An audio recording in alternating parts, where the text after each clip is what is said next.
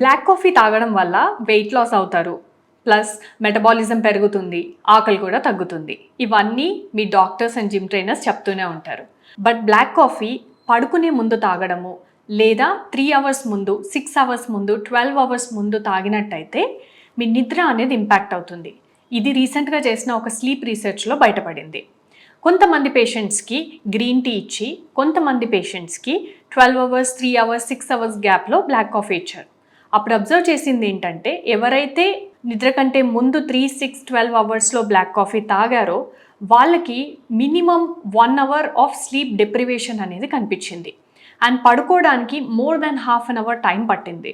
ఎవరైతే పడుకునే ముందు జస్ట్ ఇమీడియట్ ముందు బ్లాక్ కాఫీ తాగారో వాళ్ళకి సివియర్ స్లీప్ డిస్టర్బెన్సెస్ అనేవి నోట్ అయ్యాయి. సో బ్లాక్ కాఫీ తాగడం మంచిదైనప్పటికీ కూడా అది morning or maximum by lunch time మీ బ్లాక్ కాఫీ అనేది కన్జంప్షన్ క్లోజ్ చేయాలి.